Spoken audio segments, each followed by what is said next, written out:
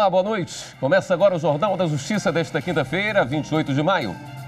O plenário do Supremo retoma julgamento de ações sobre bloqueio de aplicativos de mensagens. Os ministros discutem se decisões judiciais podem suspender serviços como o do WhatsApp. E você vai ver ainda. Plenário da Corte deve analisar pedido de suspensão do inquérito das fake news. Ministro Edson Fachin é relator de habeas corpus que tenta suspender depoimento do ministro da Educação, Abraham Weintraub. Tribunal Superior Eleitoral analisa ações relacionadas à pandemia de Covid-19.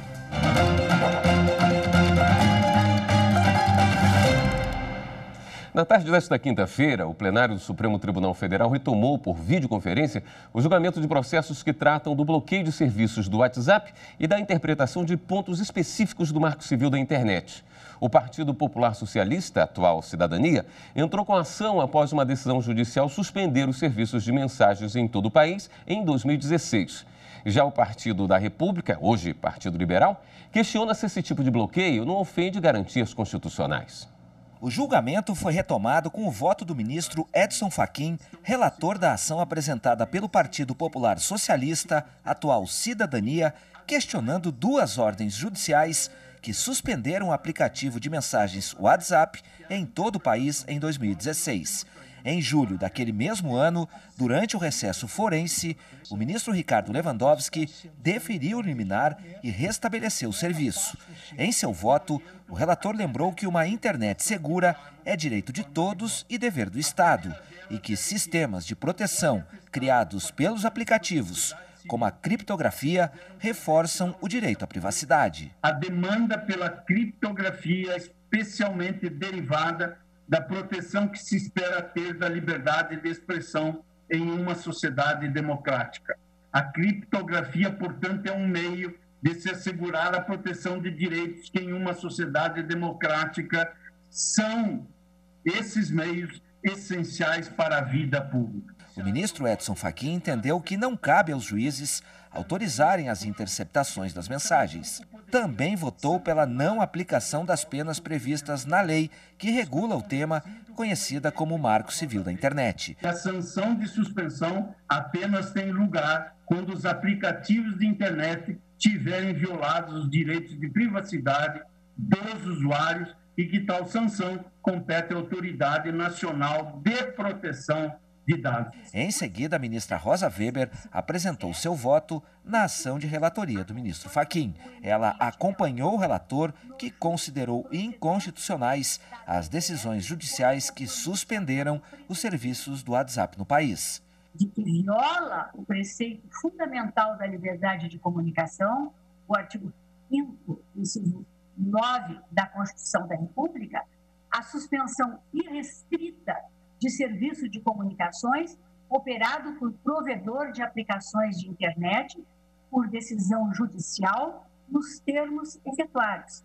Vale dizer, fundada em violação de suposto descumprimento de ordem para disponibilização do conteúdo de comunicações privadas ou desabilitação de ferramenta de criptografia. A ministra Rosa Weber é a relatora da ação direta de inconstitucionalidade e votou na tarde dessa quarta-feira. Ela entendeu ser possível a ordem judicial para fins de investigação criminal ou prova em ação penal quando houver violação do sigilo e da privacidade dos usuários pela própria empresa. O ministro Fachin seguiu o entendimento da ministra Rosa Weber, mas declarou a inconstitucionalidade de alguns dispositivos. O julgamento foi suspenso por um pedido de vista do ministro Alexandre de Moraes. O impacto da pandemia do novo coronavírus ainda traz muitas dúvidas para a sociedade. Na sessão desta quinta-feira, os ministros do Tribunal Superior Eleitoral analisaram duas consultas sobre o assunto. As duas consultas eram de relatoria do ministro Tarcísio Vieira de Carvalho Neto. O primeiro questionamento era sobre as eleições 2020. Um deputado federal de Minas Gerais queria saber se o calendário eleitoral seria adiado por causa da pandemia. A outra pergunta foi feita por um deputado federal de São Paulo. Ele pedia para o plenário responder se os gastos feitos por prefeituras em propaganda sobre o novo coronavírus contariam para o limite determinado por lei para a destinação de verbas publicitárias em ano eleitoral.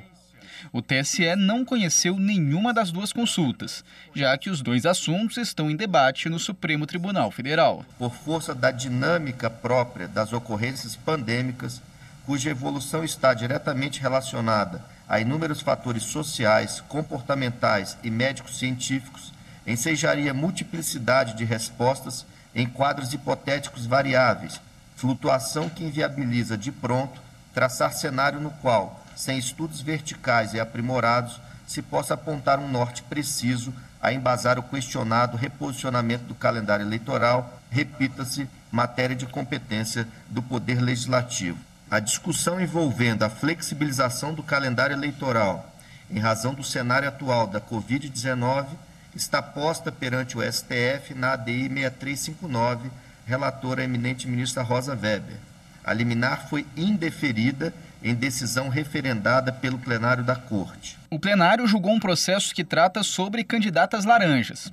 Uma coligação é acusada de fraudar candidaturas femininas para alcançar a cota mínima de 30% definida em lei. Os ministros entenderam que não era necessário que os suplentes fossem citados na ação e determinaram que o processo retorne ao Tribunal Regional de Mato Grosso. Os suplentes têm uma expectativa, mas não têm direito integrado ao patrimônio, nem mesmo que se considere direito submetido a termo, que não afasta o exercício em si. O plenário negou um recurso de Gustavo Reis Ferreira. Deputado estadual pelo Rio de Janeiro, ele pedia o cancelamento de uma multa por usar serviço social gratuito para promover a própria imagem. Foi rejeitado também um processo que acusava prefeito e vice-prefeita de Santana do Ipanema, em Alagoas, de abuso de poder econômico e compra de votos nas eleições de 2016. Julgadas em lista, as duas ações eram de relatoria do ministro Og Fernandes.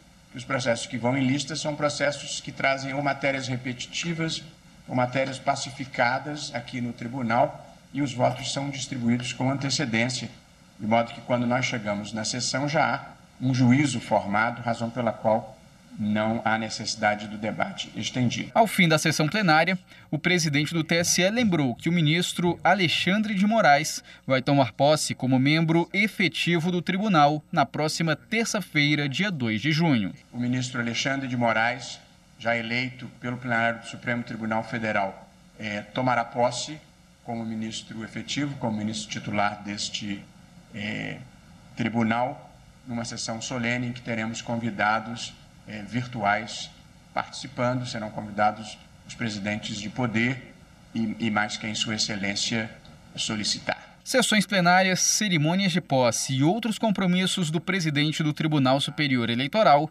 são publicados diariamente no site tse.jus.br. E no próximo bloco, o ministro Edson Fachin encaminha para o plenário do Supremo o pedido para suspender inquérito das fake news. Voltamos já.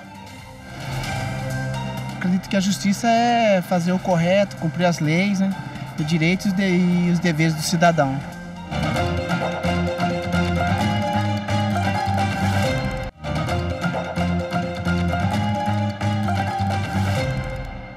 O ministro do Supremo Tribunal Federal, Edson Fachin, encaminhou para o plenário da Corte um pedido de suspensão do inquérito das fake news. A solicitação foi apresentada pelo Procurador-Geral da República, Augusto Aras. Para ele, a investigação só deve ter continuidade após o plenário do Supremo definir os limites do inquérito. As investigações atingem empresários, blogueiros e parlamentares. Ainda não há previsão de quando a Corte vai analisar o tema. Ainda sobre o inquérito das fake news, o ministro Edson Fachin será o relator do habeas corpus que tenta impedir depoimento do ministro da Educação, Abraham Weintraub. O pedido foi feito pelo ministro da Justiça, André Mendonça. O argumento do governo federal é que o inquérito foi instaurado sem consulta ao Ministério Público. Fachin solicitou que a Procuradoria-Geral da República e o ministro Alexandre de Moraes, relator do inquérito, se manifestem sobre o pedido. Em reunião ministerial, no dia 22 de abril, o ministro da Educação fez ataques contra o Supremo Tribunal Federal. De acordo com a decisão do ministro Alexandre de Moraes, de terça-feira, Weintraub deve ser ouvido pela Polícia Federal em até 5 dias. Superior Tribunal de Justiça decide que a investigação do caso Marielle Franco fica no Rio de Janeiro. O pedido de deslocamento de competência foi feito pela Procuradoria-Geral da República, que buscava transferir para a esfera federal a investigação sobre os mandantes do assassinato da vereadora Marielle Franco e de seu motorista Anderson Gomes, em 2018, no Rio de Janeiro. Em setembro do ano passado, a então Procuradora-Geral da República, Raquel Dodge, apontou falhas na condução do inquérito da Polícia Civil. Mas todos os ministros da terceira sessão julgaram a favor da manutenção do caso, sob competência da Justiça Estadual, da Polícia Civil e do Ministério Público do Rio de Janeiro.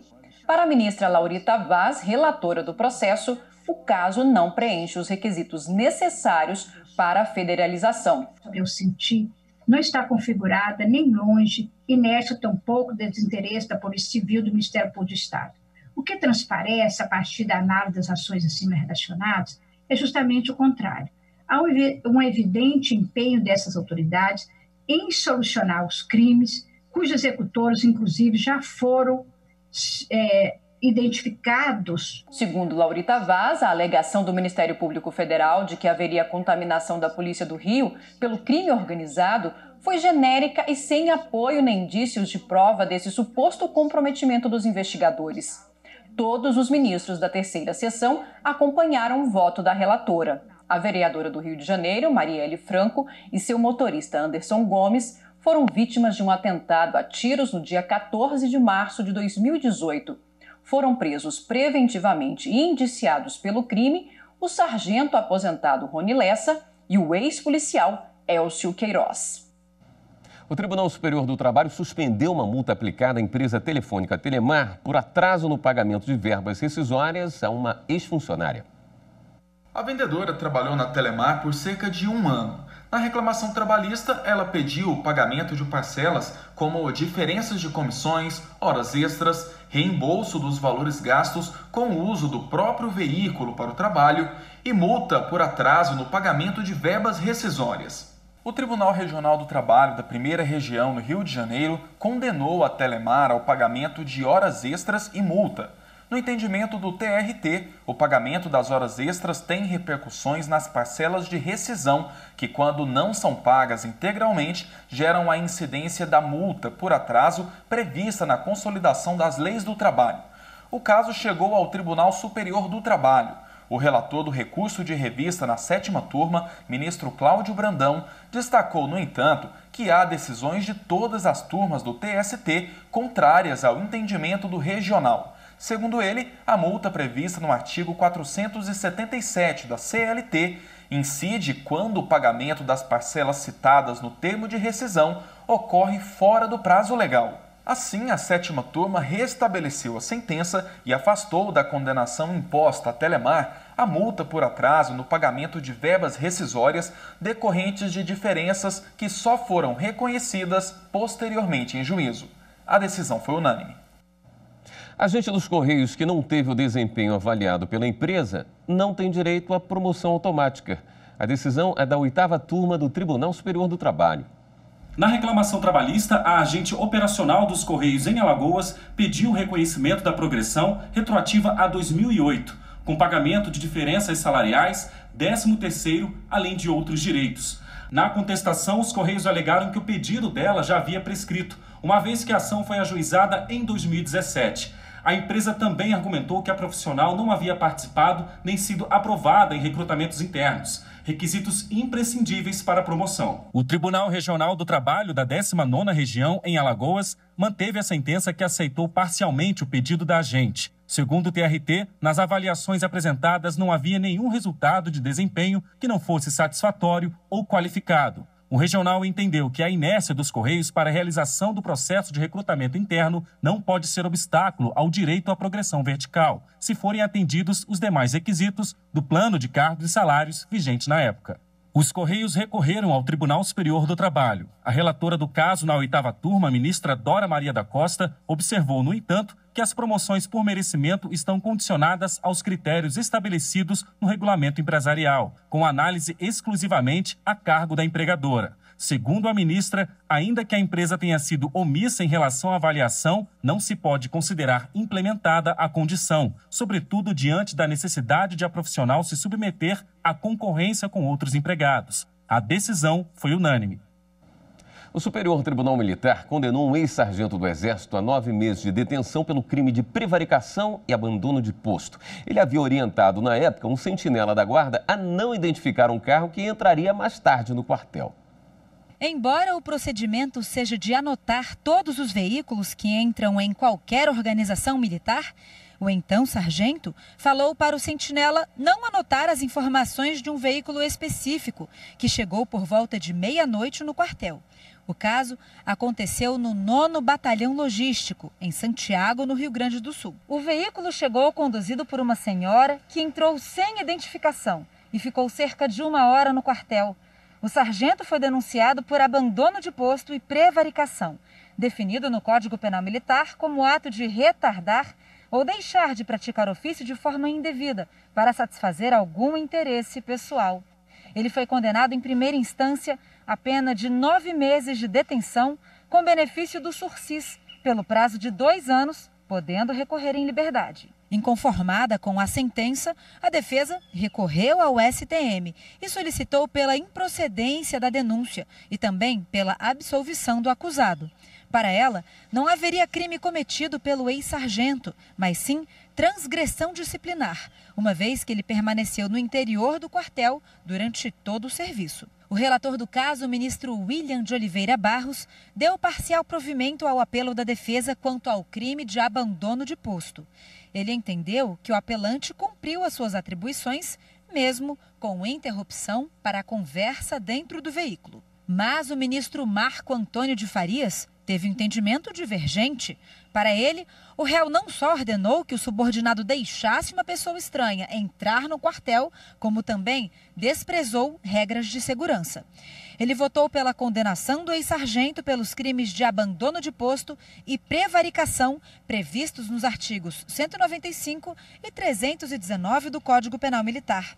Os demais magistrados seguiram o entendimento do voto divergente, mantendo a condenação do réu a pena de 9 meses de detenção.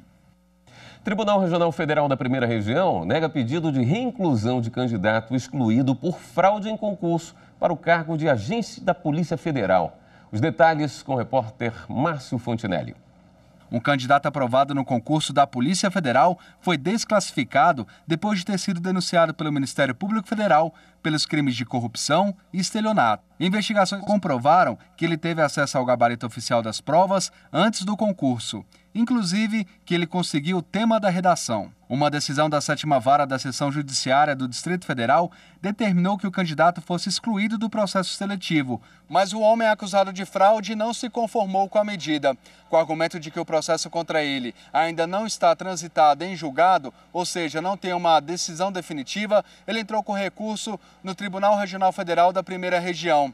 Neste caso, ele pede que seja levada em consideração a presunção de inocência. O caso foi analisado pela 5ª turma do TRF1, que seguiu o entendimento da relatora da ação, a desembargadora federal Daniele Maranhão, e negou o recurso. Não tem como prosseguir por uma questão até de isonomia com os outros candidatos que não tiveram acesso ao gabarito da prova e não agiram de forma fraudulenta. A seguir, as decisões judiciais relacionadas à pandemia do novo coronavírus. É logo depois do intervalo. Independente de classe social, de raça ou religião. Para mim, a justiça é ter tratamentos iguais para todos.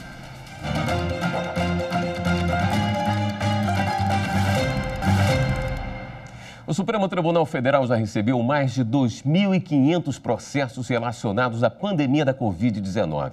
Desde 12 de março, quando foi publicada a resolução implementando medidas de distanciamento social, já foram proferidas mais de 2.300 decisões sobre o tema.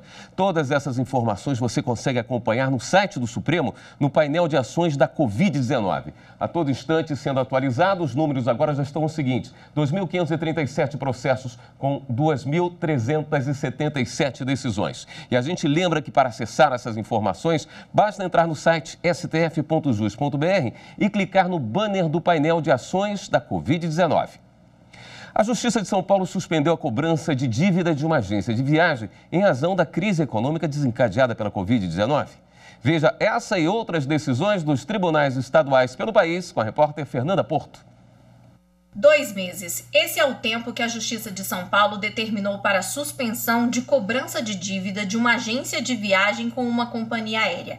Se a decisão não for cumprida, a multa diária é no valor de R$1.000. O caso foi parar na Justiça depois que a agência de viagens alegou que não tinha condições de pagar o débito por estar 3 meses com as portas fechadas em razão das medidas de contenção do novo coronavírus.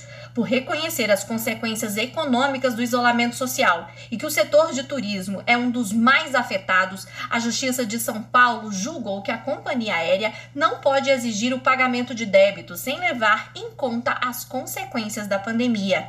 Ainda em São Paulo, o Tribunal de Justiça negou o pedido feito por surfistas amadores para terem livre acesso às praias durante o período de quarentena. O pedido contra o decreto estadual e a Prefeitura de Praia Grande foi feito por meio de habeas corpus e a alegação foi que não iriam ocupar a orla das praias. Mas ao julgar o caso, o entendimento da Justiça Paulista foi que, diante do atual cenário de risco de contaminação da Covid-19, o fundamento de proteção à vida e à saúde determinado pela Constituição Federal deve prevalecer em relação à liberdade de circulação. E a Justiça do Amazonas decidiu que a decretação de lockdown, quando há medidas mais restritivas para a circulação de pessoas e a abertura do comércio, compete ao governo local. O entendimento veio depois que o Ministério Público pediu para ampliar as medidas de isolamento social na cidade de Iranduba, em razão do grande número de pessoas contaminadas com o novo coronavírus. E o governo federal revogou uma portaria que definia regras de isolamento social como forma de prevenção e combate ao novo coronavírus.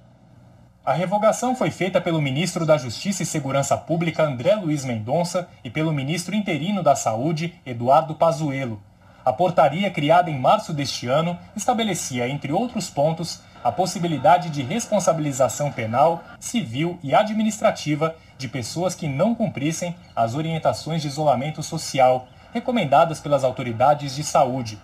O documento, assinado pelo ex-ministro da Justiça e Segurança Pública, Sérgio Moro, e pelo ex-ministro da Saúde, Luiz Henrique Mandetta, complementava a lei criada em fevereiro deste ano, que implementou medidas de enfrentamento ao coronavírus. A decisão do governo federal foi publicada pouco mais de um mês depois que o plenário do Supremo Tribunal Federal entendeu que estados, Distrito Federal e municípios também podem criar regras próprias de combate à pandemia, de acordo com a situação enfrentada por cada local. A avaliação de bens a serem vendidos na recuperação da empresa não exige formalidades específicas. Esse foi o entendimento da terceira turma do Superior Tribunal de Justiça. Durante a recuperação do grupo OSX, que atua nas áreas de construção naval e serviços operacionais de navios, o juiz autorizou a venda de bens utilizados na exploração de um porto, como estruturas metálicas e correntes. Uma empresa interessada no processo de recuperação do grupo entrou com recurso no STJ depois que o Tribunal de Justiça do Rio de Janeiro manteve a autorização da venda. Ela alegou que o tribunal deveria ter seguido a Lei de Recuperação Judicial e Falência, que impõe a realização de prévia avaliação judicial, publicação de edital e certame público. No STJ, a relatora, a ministra Nancy Andrighi, citou a mesma lei para negar o recurso. Ela explicou que a alienação prevista no artigo 66 não exige formalidade específica para a avaliação dos ativos a serem vendidos, cabendo ao juiz verificar as circunstâncias particulares de cada caso e adotar as providências necessárias para alcançar o melhor resultado para a empresa e os credores. A exceção à regra é o caso de alienação de unidades produtivas isoladas ou filiais, como estabelece o artigo 60 da lei. E esta edição do Jornal da Justiça fica por aqui. Mas na sequência você acompanha o especial Coronavírus. Uma boa noite para você, até amanhã.